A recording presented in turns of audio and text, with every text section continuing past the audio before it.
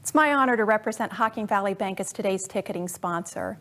As women, we face unique challenges. Add a pandemic, and it can seem overwhelming. We hope today allows you to draw strength from the women you're about to hear from, because what I know for sure is it's women who will change the world.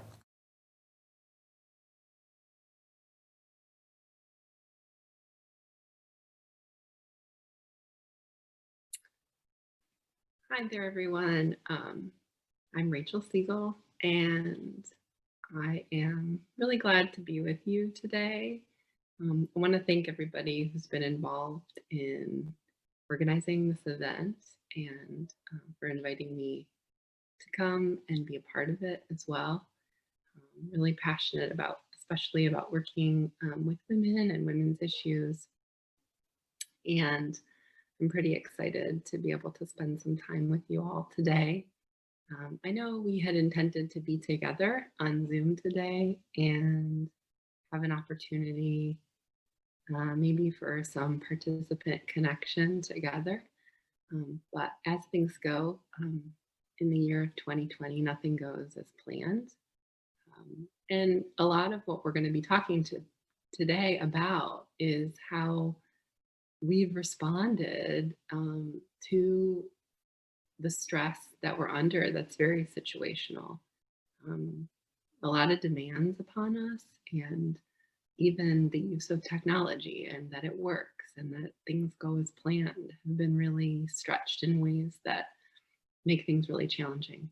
So I'm going to do my best to be with you today over video and try to imagine you on the other side of the screen.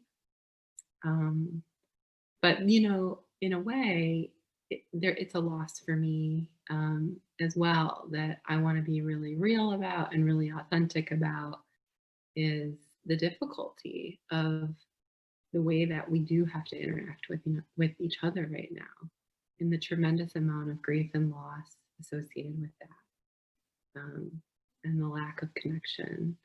I'm here at Stewart's Opera House, and I'm in a room by myself, but also with you. And maybe you're in a room by yourself too, watching this. Or maybe there are other people around or your family. I got a bunch of kids on Zoom today before coming here to record. So I'm going to go ahead and share my screen with you and we can get started. I want to spend the bulk of our time doing some stuff together. So having an opportunity to lead you in some exercises, some mind-body exercises that hopefully can help us to cope with the stress that we're under right now, and maybe feel a little bit better and also make some space for some of the really big and tender feelings that we're all having right now. So I'm going to go ahead and share my screen with you. Okay.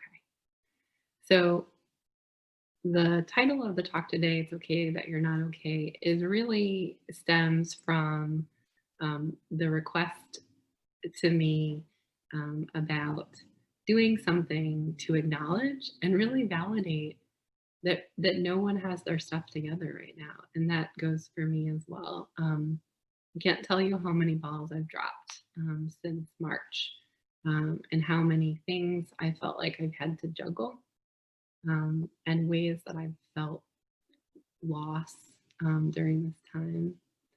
So to a great extent, I want to normalize that for all of us, and share space with you, knowing that you're not alone in that feeling, if that's a feeling that you're having right now. And at the very least, we can be in that together. So I want to start by sharing this picture, a couple pictures with you, actually.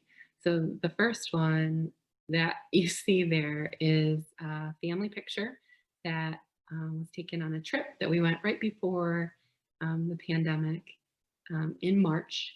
And we were feeling pretty good. And, you know, the stress that we had on that trip was like stopping all those kids from falling off the cliffs when we were hiking, and thinking about safety kind of in that way.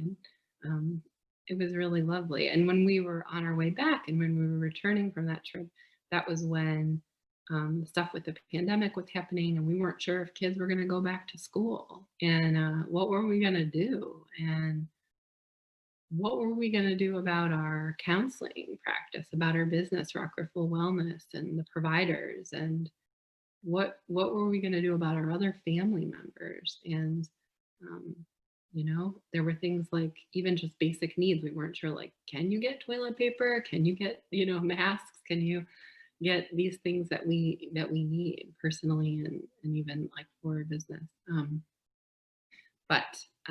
So the picture on the right is yesterday when I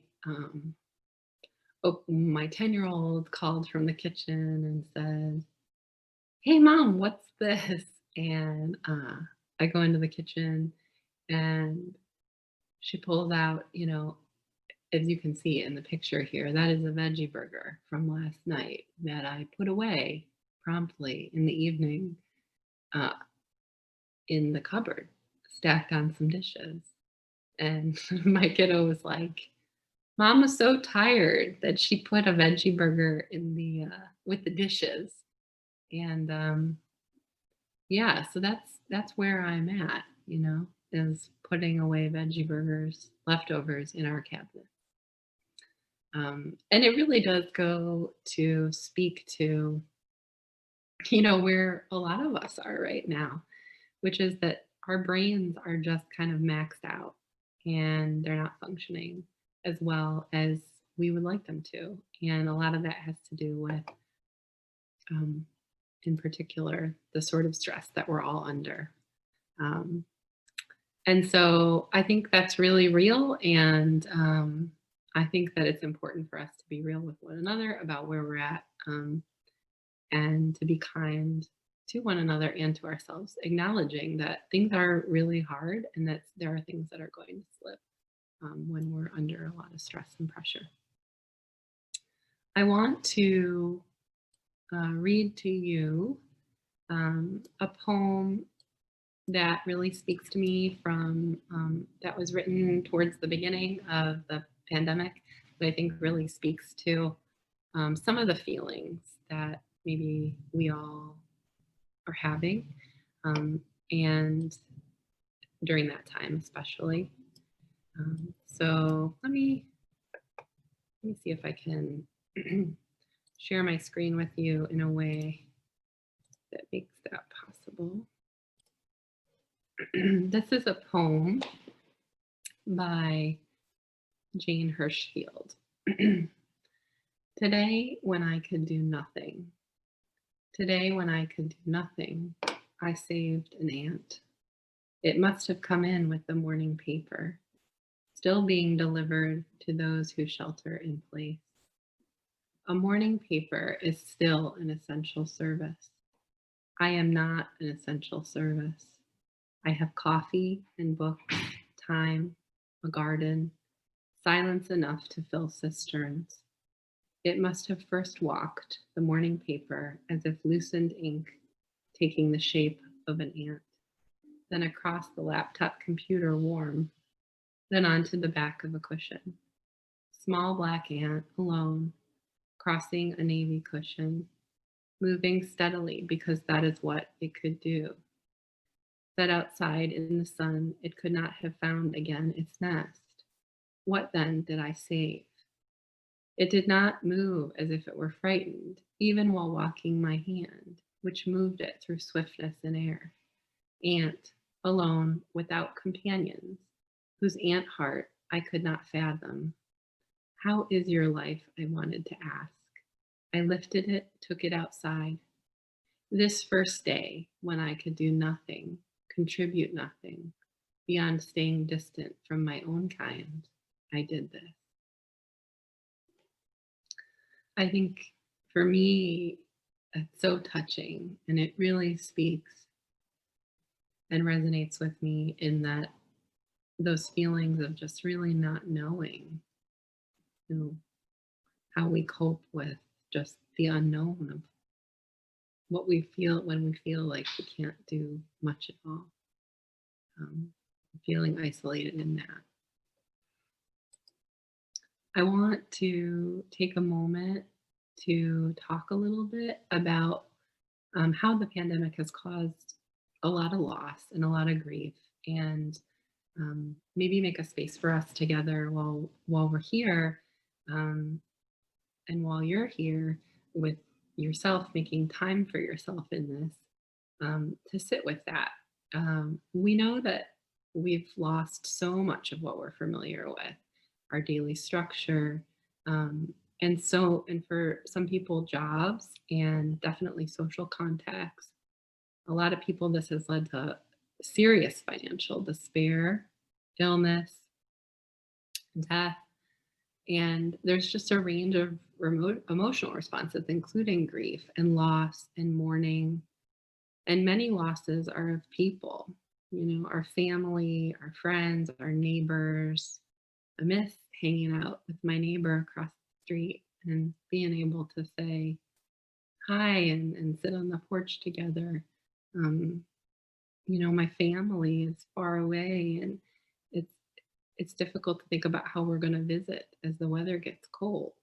Those feel like big losses to me, even though they may seem small. That time feels really precious, and those connections feel really precious to me. Um, there's losses for people across the world. Um, in many ways, I'm aware of how privileged I am, and that can lead to feelings of guilt or shame, even about feeling grief now, because I know that there are so many people around the world that I don't know, but I have a lot of empathy for that pain, and I think you probably do too. Um, but our losses are of other important things too: school, work, connections, sports, really of certainty, of predictability, even the loss of just blissful ignorance, you know, not the old feeling of not having to walk around, and be like, oh, where's my math? You know, you can't hear anybody. You can't see their mouth and only their eyes. And sometimes it's kind of fun to hide, but in other ways, I feel like I can't really connect to the people around me in places.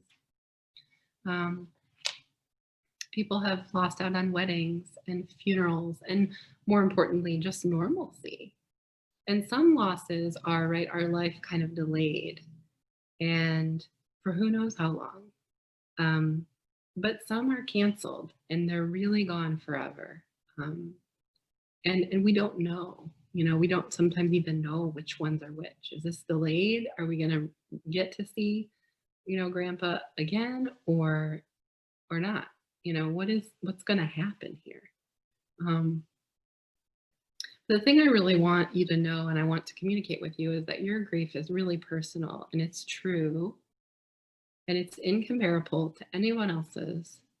There's no ranking here of loss, of the losses that we experience, and what it means for each of us to experience that, to really miss, to be separated, to be disappointed, and sometimes to feel really alone in that.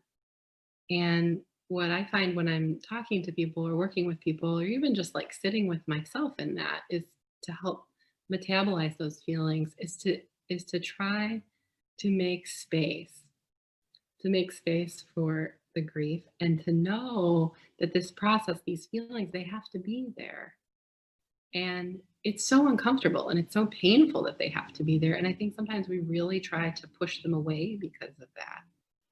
And the thing that helps me make space for grief, and I hope maybe helps you make space for grief too, is understanding that grief has to be, and it has to be because we love.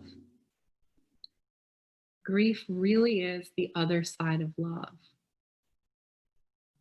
It's the other side of connection, is that loss. So grief is really normal. And you're grieving a loss because you care about that person, or you care about that interaction, or you care. It's because you care. Um, And so if you're hoping to avoid grief, then you'd really have to avoid love and you'd really have to avoid connection in some way. Um, and so knowing that grief is something of value, it's really worth protecting and making space for. And lots of cultures ritualize the mourning period and they have funerals and spaces where people gather, but a lot of that can't happen now because of the pandemic. Um, but what we miss out on then is this sense of community and the sense of meaning around those rituals of grief.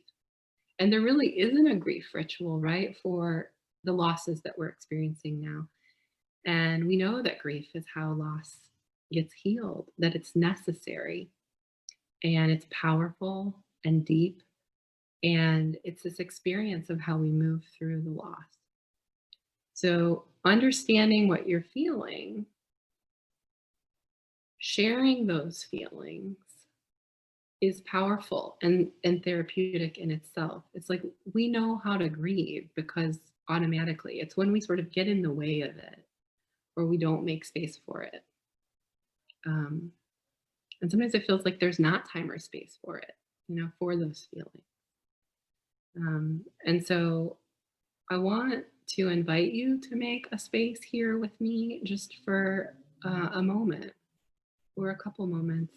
The advantage of maybe this being a video and not live is that you can pause me and take as much time as you need with this step um, to make some space and make some space for those really tender feelings. And if you want to maybe write those down on a piece of paper, just to really acknowledge them and to allow yourself to even witness them. Um, if you want to write them to me and email me your feelings, uh, I will witness them. I wish that I was with you today to do that in person, but you can do that too. That's fine. Um, I just want us to make a little space for those feelings. Um, there's really nothing too small and there's nothing too big, and we don't need to compare our losses to other people's losses or other people's grief just to make that space together. So I'm going to invite you to take a moment with yourself to metabolize maybe some of the loss or grief that you're feeling. Um, and just sit with that and maybe write some things down, maybe share them with someone that you love or someone that loves you, or send me an email if you want me to read them. I would be honored to do so too. Um, I'm going to go ahead and just let you take the time that you need and then maybe come back to the video when you're ready. And I'm going to keep moving on for others who need that space. Okay. So the next thing that I want to transition to and talk about now that we've kind of sat with ourselves a little bit and with our emotions is really recognizing stress and stress as a continuum. So one of the things that I have here for you is a framework. I think I'm going to move myself off the screen for a little bit. So stress is a continuum, and this is a short framework here that I use to think about or talk about stress, and I hope it's helpful for you. The thing I really want you to know about stress is that stress is universal, and it's really normal. And normative stress is healthy. It helps us grow. It helps us develop. An example of like a normal healthy stressor would be something that you would do like exercise, right? If you push yourself a little bit and you move your muscles and you accelerate your heart rate, you get stronger. That stress causes you to grow, right? And the same goes sometimes even for emotional stress. Sometimes when kids start school, it's stressful, but it helps them to grow and learn how to socialize, things like that. The stress in response to COVID, though, it is normative. in some way that we're feeling stressed, but it's not normal stress that we would expect. And so we can think about it in that yellow area there, like here, that this is, often situationally appropriate stress. Um, we do need to anticipate threats to our safety. We need to adjust our behaviors. And stress is really healthy in that way. It helps us to know what we need to do next. People who don't experience appropriate stress are more likely to engage in really risky behaviors or not be able to keep themselves safe. And I think what I want you to know about that, or I think could be helpful about that, is to not think of stress as like the enemy, right? Stress, we can approach our stress or receive our stress when it's happening as like, hey, stress, thanks for being here to kind of let me know that I need to kind of be alert or aroused or up my attention and to help me stay safe. Um, but what sets trauma apart is that it overrides and overpowers our natural automatic abilities to cope. We respond automatically, in our limbic system, which is the back of the brain, that emotional center of the brain, in a moment of danger, with like a fight, flight, or freeze response. You've probably heard of that before. Fight, flight, or freeze response is that automatic response for danger. And that really helps keep us safe, right? We can fight something off, we can run away, we can freeze or like kind of play dead like animals do to wait for the danger to pass. It's automatic, it's built in, okay? But when we have trauma, it just really overpowers that natural ability. It overpowers our ability to really metabolize the stress that's going on or the impact of an event. So our efforts to fend off danger are universal and they're imperfect at best, right? And what I want to say specifically about the pandemic, about COVID, is that it does affect us all, but depending on very specific circumstances in our lives, it's going to, or our makeup, or how we are uniquely us, it's going to affect us differently. It's also like structural inequities, our access to healthcare, our access to spaces, our access to financial resources. Who are those frontline workers? There are a lot of structural inequities that also affect some people more than others, which impact our safety as well and impact the way that we experience stress and trauma. So the other important piece that I want to share here is that we're all bringing our entire past to how we respond to current stress. And what do I mean by that? I mean that we need to understand the connection between what has happened to us, so maybe past trauma or past stress, how that's impacted who we are and what makes us up, and then how we process and how we feel in any given moment. Many of the things that we do, you know, to cope can contribute to feeling some shame. Oftentimes, when our coping resources are stretched really thin, it can be really difficult, and we can't cope in healthy ways. And so that brings about things like, when people are like, I need to have a drink, or maybe they start smoking, or eating a lot, or not eating a lot, or it could be something like binge watching TV because for emotional numbing, right? Um, and a lot of people feel a lot of shame around those things when we're stressed. But really, it's like our coping mechanisms are just kind of offline in that way. So instead of sort of treating those things in a judgmental or condescending way in ourselves, I really want us to think about this from a compassionate sense of, I'm really stressed. I don't have the coping skills right now. What can I do? Or what can't I do? And what could I do that would maybe be healthier?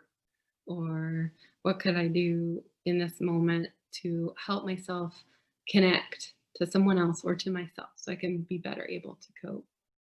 Uh, we're all triggered to an extent.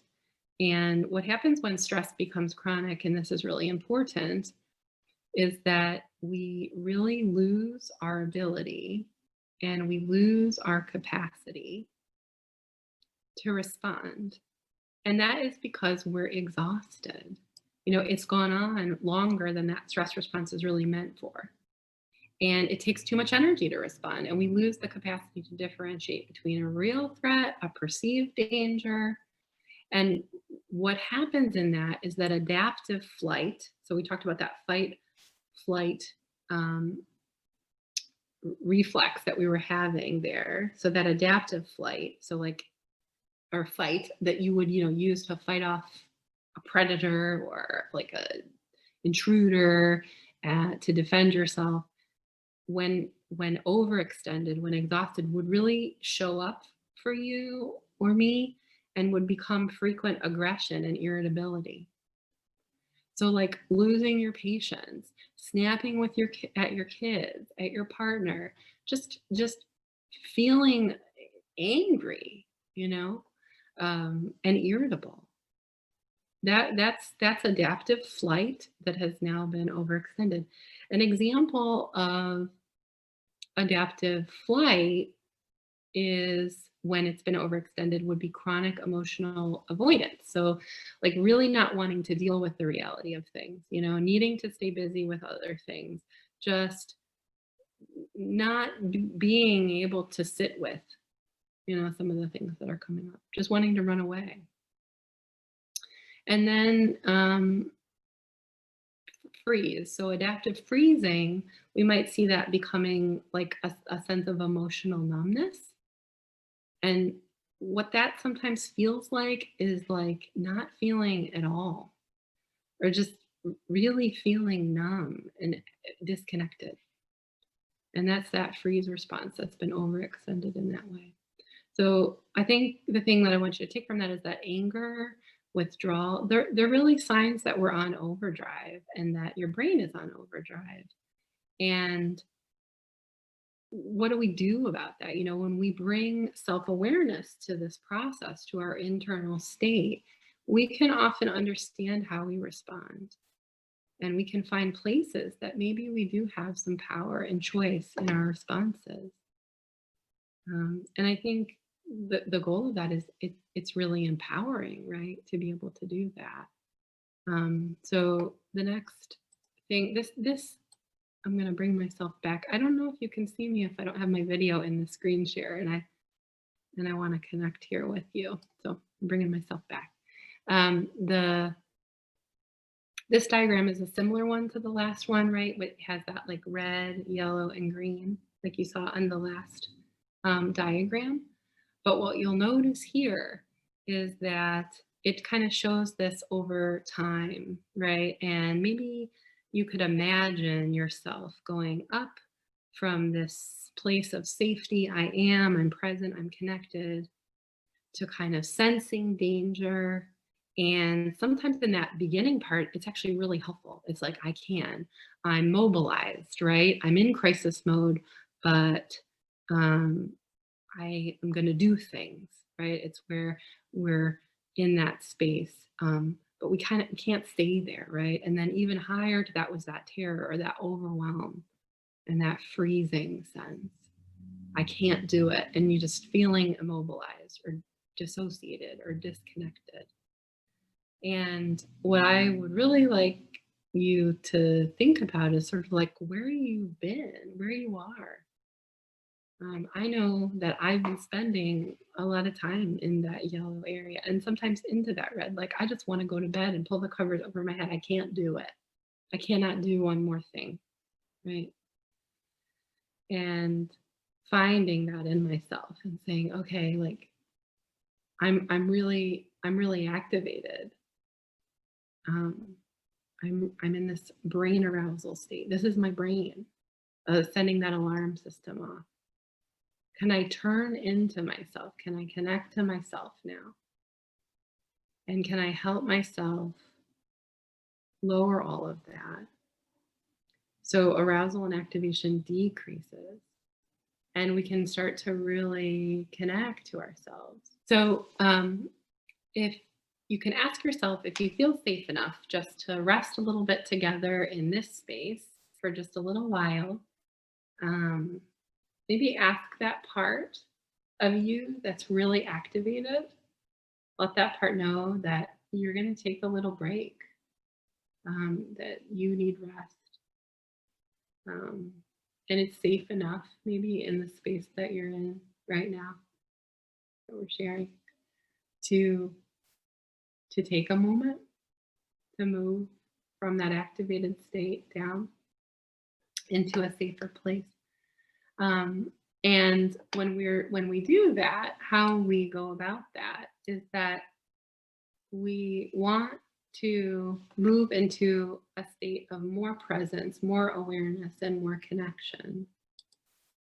And we do that, we can look at this wheel of awareness as ways that we do that. So you can see in there, there's like a gray awareness dot there in the center of your screen.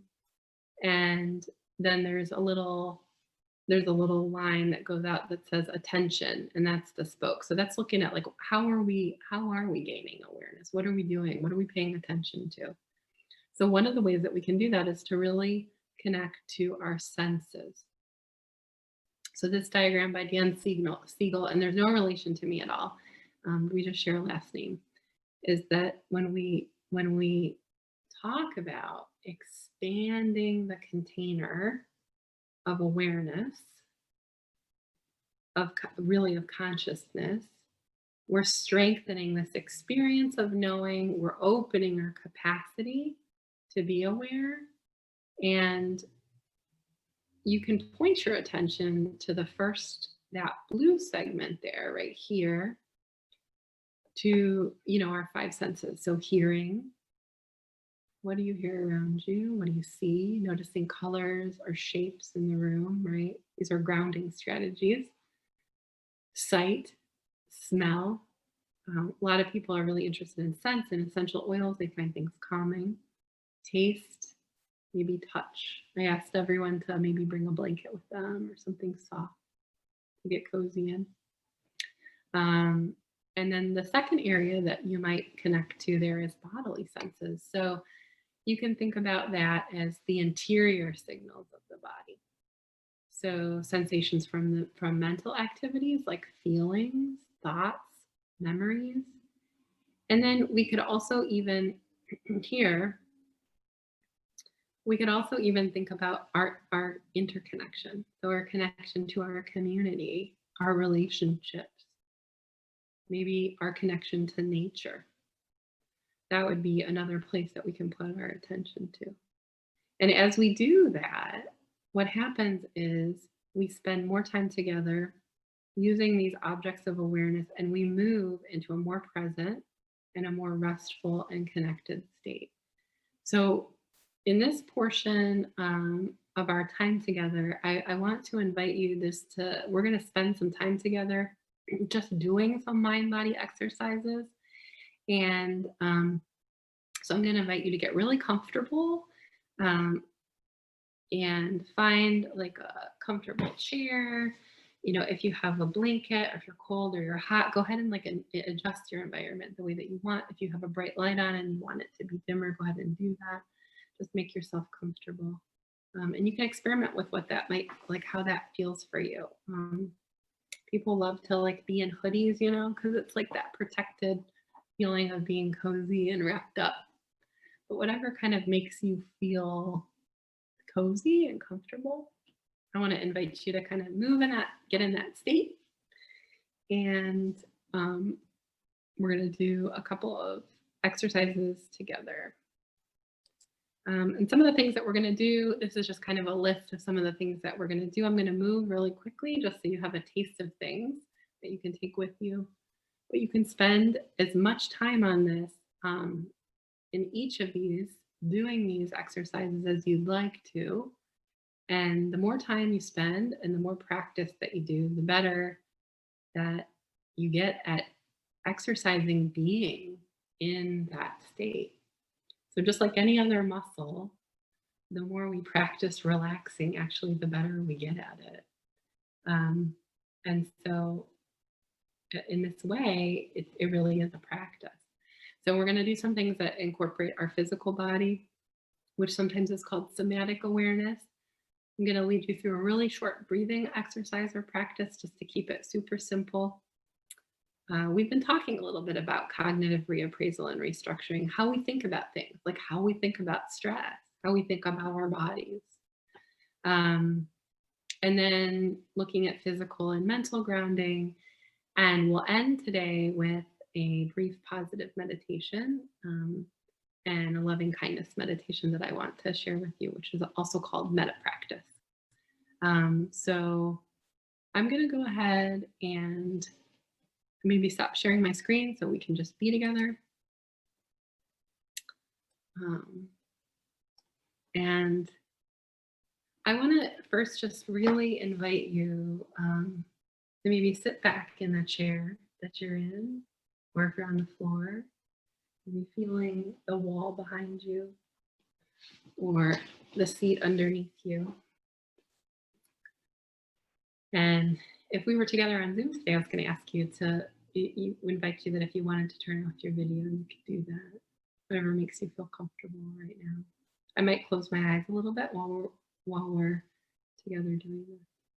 So let's go ahead and ask that part of us that maybe is accelerated, that is aroused, that is having some of those feelings, like to give us some space.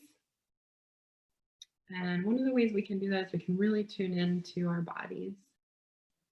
So there is a wonderful exercise by Peter Levine, who's like a somatic practitioner. And he guides us through some really simple exercises. So we're going to start. I had to click that. We're going to start here by just kind of feeling the container of your head. I want you to put both hands on your head and start to feel just the space between them, right? Acknowledging this is the container, right, of where your thoughts are happening. Being aware of the sensation between your two hands. And you can stay here for as long as you want.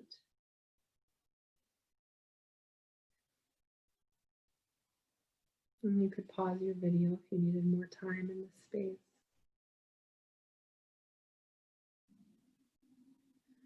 And when you're ready, you can move to placing maybe one hand right here on your head and one hand on your heart. And I want to invite you just to start to sense the space between the hand on your head, any sensations or feelings that you might be having here in this space, the space between the hand on your head and the one that's on your heart. What do you notice?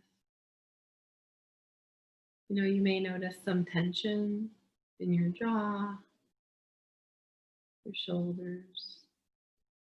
There might be feelings or emotions that come up for you. So just sitting and being with the space, noticing and drawing attention to the space between your hands, where you are.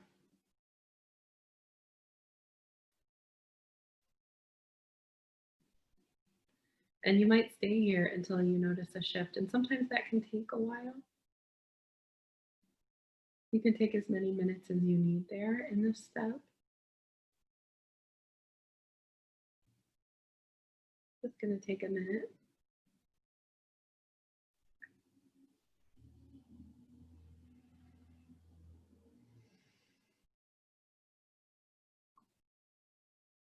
And when you feel that shift, or you notice the sensation shifting, I invite you to take the hand that was on your head and to place it on your belly. Okay. And in the same way, you're going to notice any sensations that are coming from your chest down through your body into your belly.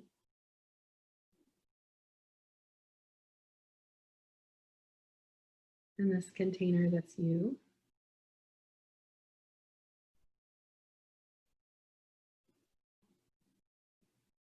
You might have feelings that you notice there, or maybe emotions, physical sensations. Feel your back supported in your chair. Just noticing. And oftentimes, after a few moments, you might start to notice a shift there, too, in that space between your heart and your belly. And you're just here, you're just being with yourself, connecting.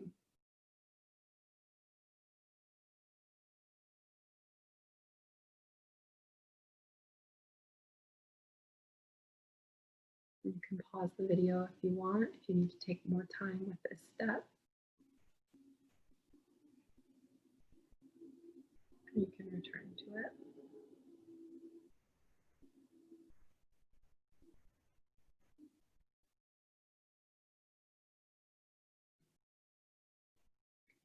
And then I want to invite you to notice your breath, because we're in a perfect position to notice how we breathe. So when we're in a stressed state, we breathe up here costally, so in these muscles. And so you'll notice if your chest is rising and falling a lot. It's that shallow breathing, right, that you're experiencing. Or are you breathing down here in your belly? Maybe more of a diaphragmatic breath or a deep belly breath. There's no right or wrong way to breathe. So just notice where you're breathing. And if you want to, you can ask or invite the breath to maybe come down a little bit deeper into your belly.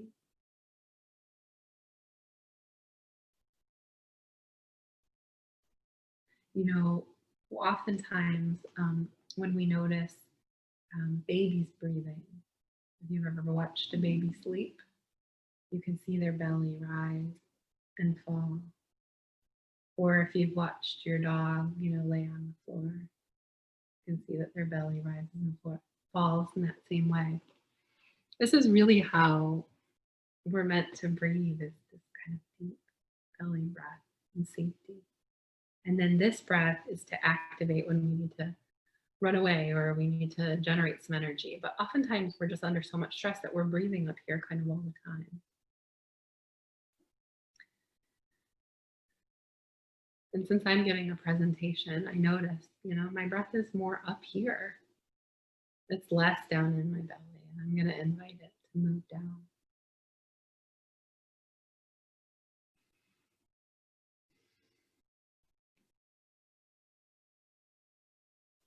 I'm going to remind myself that it's just you and me here together.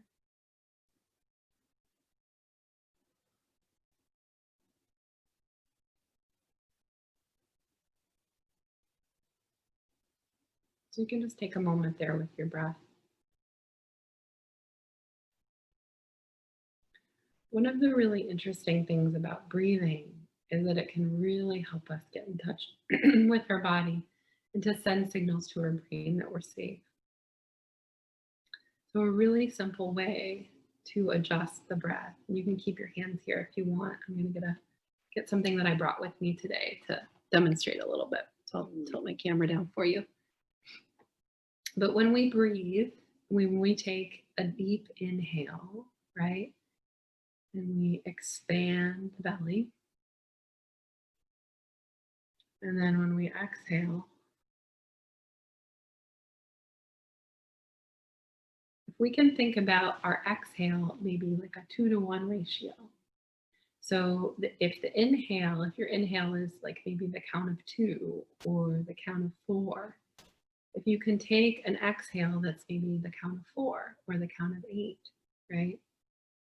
So let's practice that here while we're in this space. And if you'd like to keep your hands on your chest and your belly so you can feel your belly expand and contract, that's fine. I'm going to go ahead with you. We'll just do a couple deep breaths together. So let's breathe in here for the count of 4. And then exhale slowly.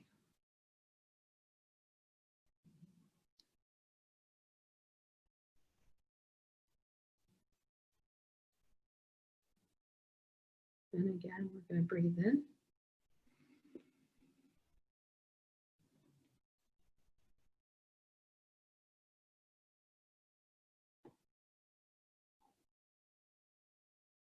Maybe on this next breath, you can invite your body to relax a little bit more. Maybe your shoulders drop away from your ears, your jaw unclench. Maybe your muscles kind of melt into your chair, the space behind you.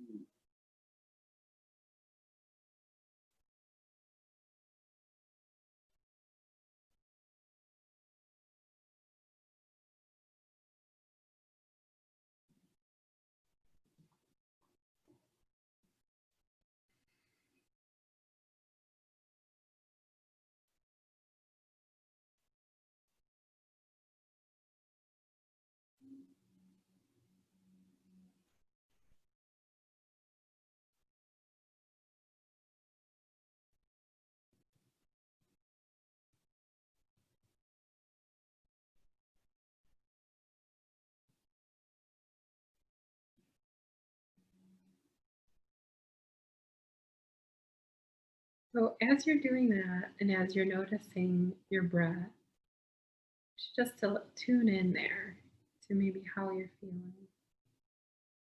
What's the sensation that you're having in your body? Are you starting to feel more relaxed? You feel your body relaxing. Just noticing that. Another way to activate or deactivate your nervous system, right, is to breathe, to experiment breathing through the nose or the mouth. On this next exhale, you can try breathing out through pursed lips, like you were blowing out a candle, and see what that feels like.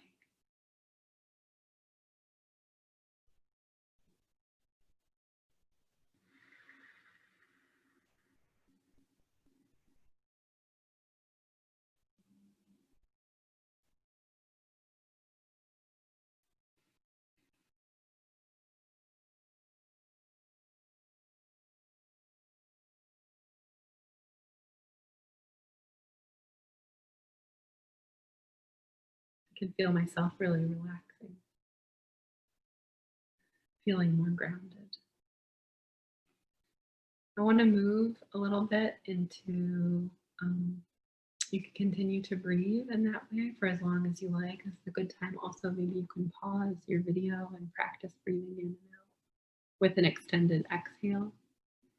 And we can move into a physical or somatic sense. So even exaggerating the in and the out, right, of our breath using our bodies to give ourselves that state.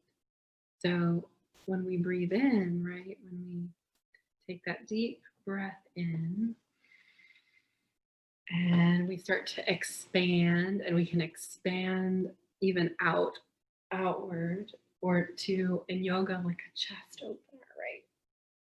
You can stand for this if you want to feel your body in space, but with your palms extended. Breathing out and stretching your body out, expanding, opening. And then on the exhale, to bring yourself in. Curling up, curling inward. Feeling the body contract and expand in that rhythm.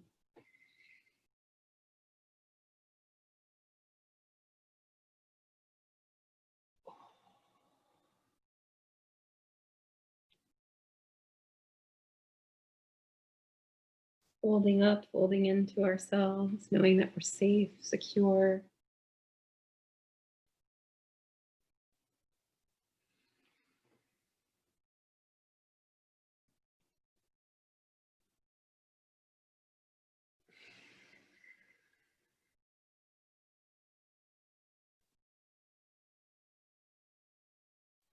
These are really simple movements that you can do just with your own body.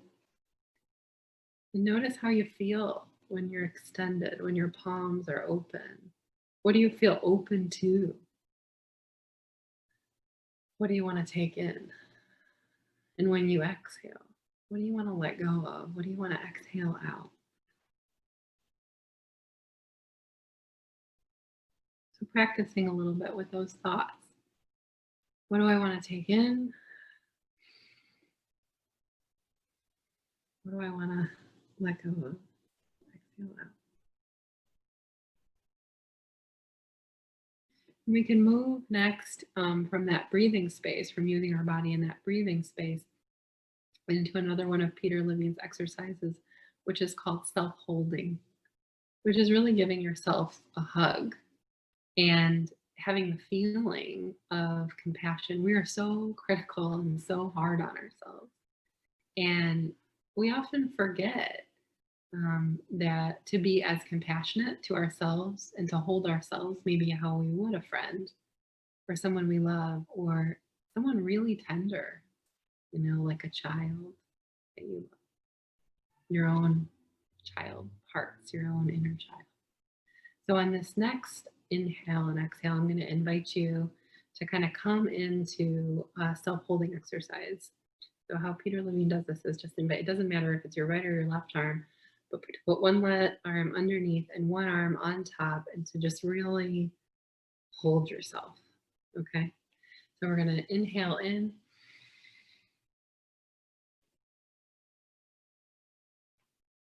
And then on the exhale, come into that self-holding.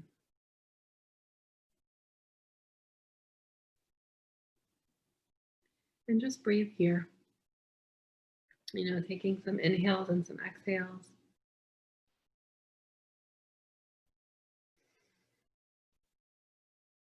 Feeling the feeling of being held, of being compassionate with yourself. Letting go of judgment, of self-criticism. Maybe telling yourself it's going to be okay. Whatever you need to do in this space. Noticing how your body feels when you do hold yourself emotionally and physically with compassion.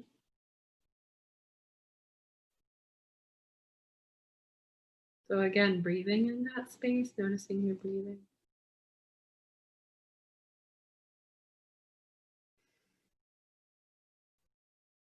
And you can practice with longer exhales if you'd like, or you can just stay here.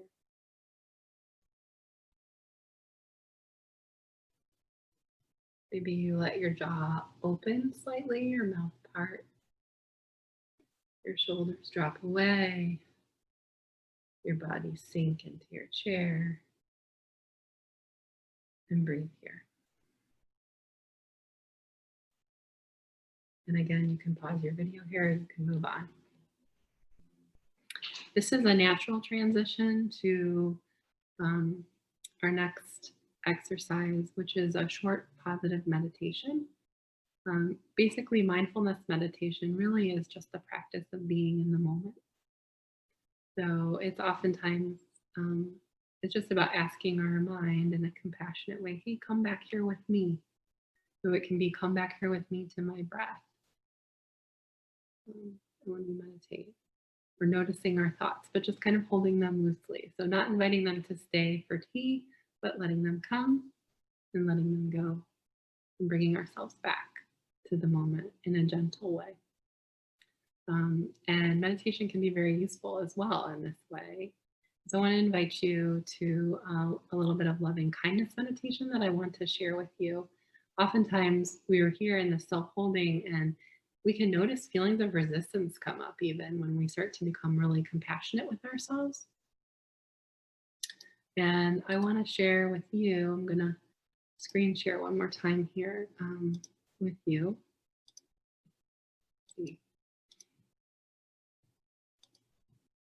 A meta meditation. So it's where we will read some words to ourselves. Not sure why it's not letting me share with you. Here we go. Okay, so here.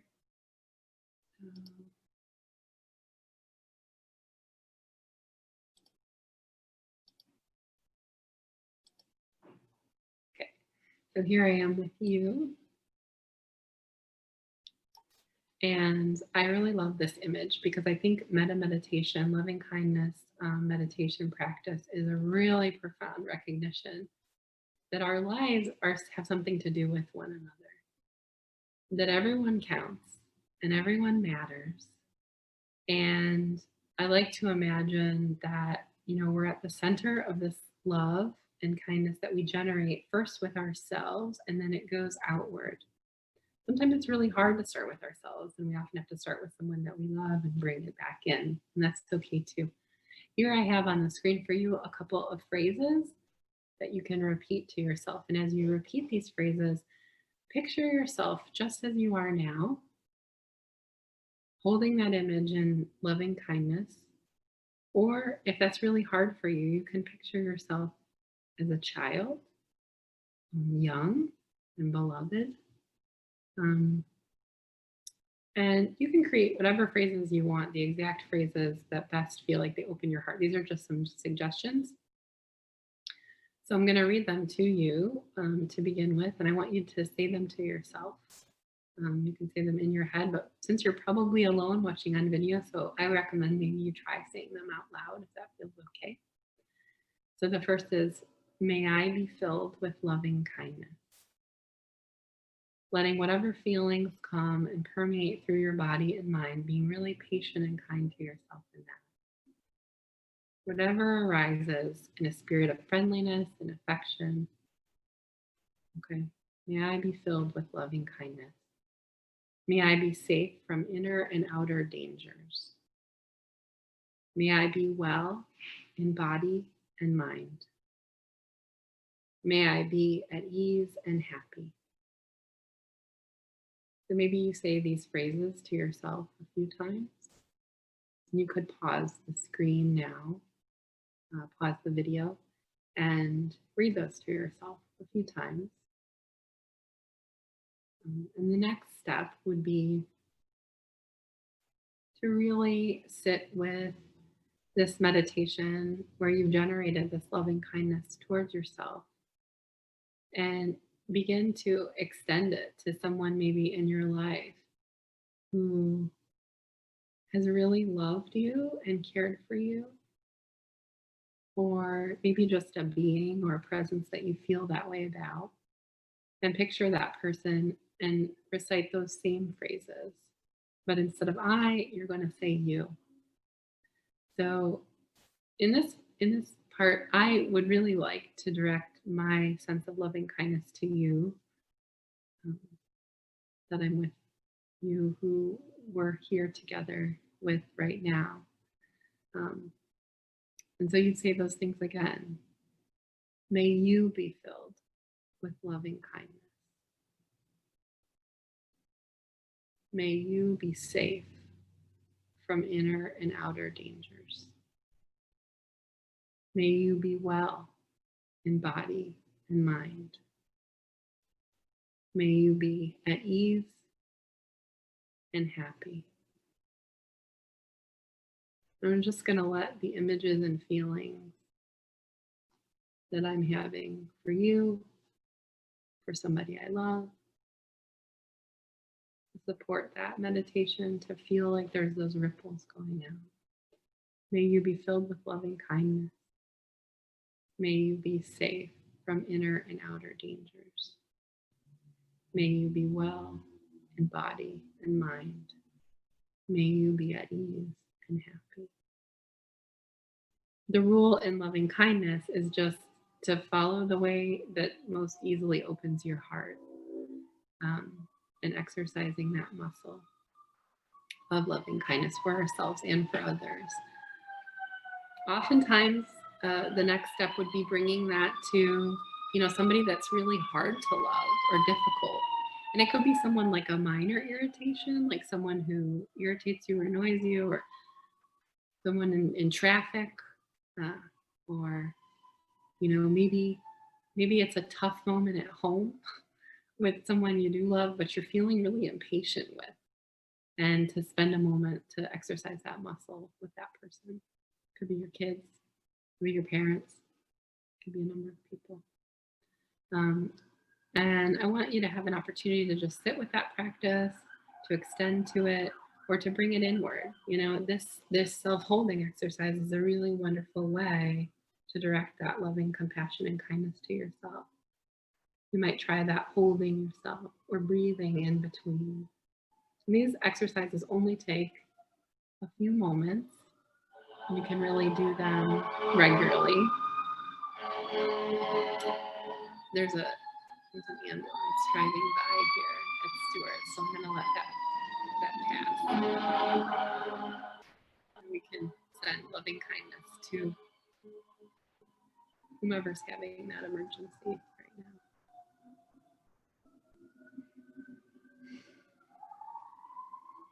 now.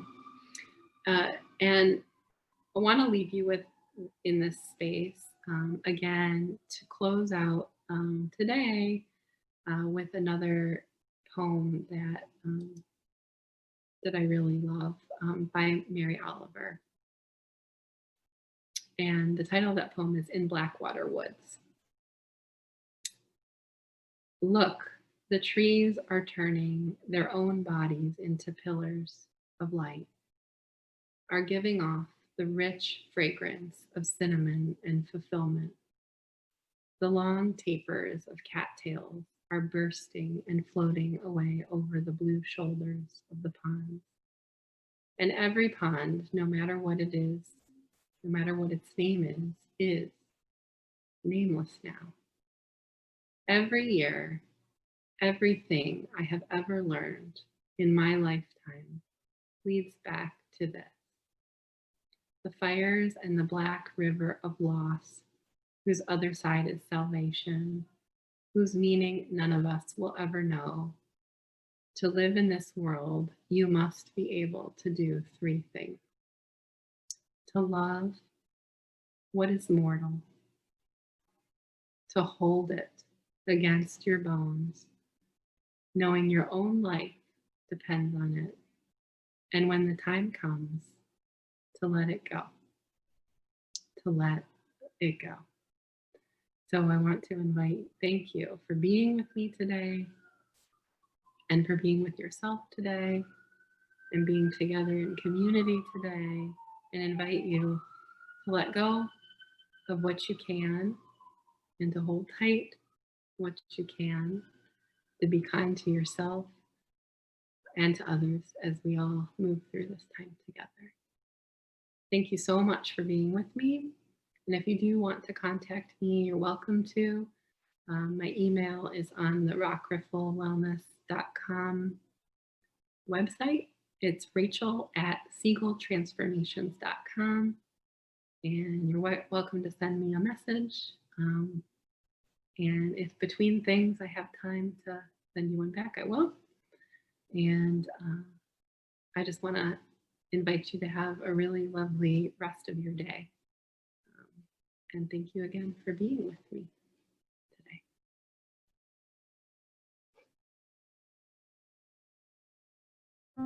At Ohio Health, we'd like to remind you that the health issues you faced before the pandemic haven't just gone away. That cancer screening you needed? Well, you still need it. Your bad knee's not going to replace itself. And when life as you know it stopped, your medical needs didn't. It's time to take back your health safely. And just like always, Ohio Health is here to help you do it. Visit ohiohealth.com to find out more.